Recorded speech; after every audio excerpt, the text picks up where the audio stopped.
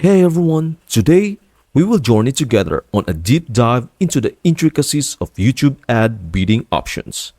Whether you are just starting your YouTube advertising journey or you are a seasoned pro looking to refine your bidding strategies, this video is your ultimate guide.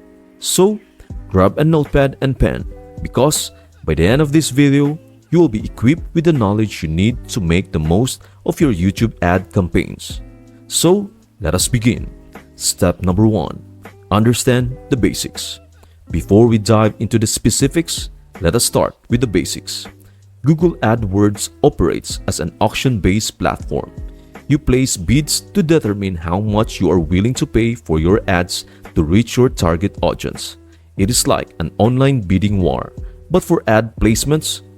Let us begin our journey by exploring the 4 primary bidding options available on YouTube ads. Step number 2. Target CPM. Our first stop is Target CPM, where CPM stands for Cost Per Mil or Cost Per Thousand Impressions.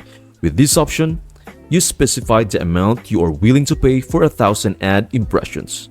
The catch here is that there is no optimization involved. We generally recommend steering clear of target CPM because it doesn't offer much control over the outcomes of your campaign. Step number 3. Target CPV. Next on the list is Target CPV. It is somewhat similar to Target CPM, but with a twist.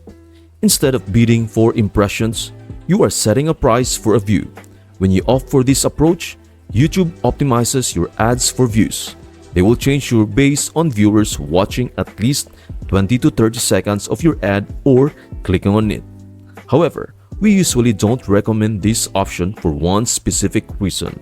Your primary goal is typically not just accumulating views, it is to drive conversions and sales.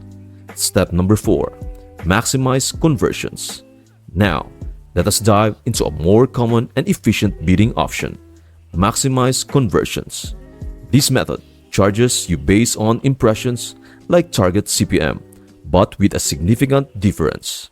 With maximized conversions, Google's primary goal is to get you as many conversions as possible within your budget. These conversions could be actions like clicking a button, adding items to cart, or submitting a form on your website. This is a bidding option we highly recommend, especially if you are starting from scratch. Step number 5. Target CPA. Finally, we arrive at Target CPA, which stands for Target Cost Per Action. Here is where you set a bid for a specific action you want your viewers to take, such as making a sale or signing up for a newsletter. Google takes on the mission to deliver that action at the bid price you have specified. For example, if you're willing to pay $30 for a sale, you'd set your target CPA bid at $30. But here is the twist. If Google realizes it can achieve that action within your budget, the campaign won't run. Step number 6. Choosing the right bidding strategy.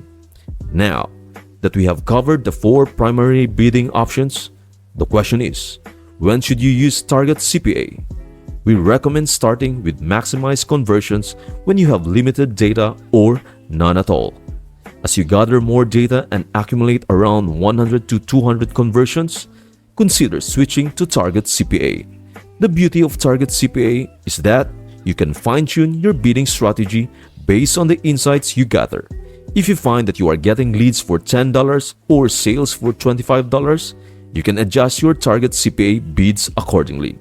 And there you have it.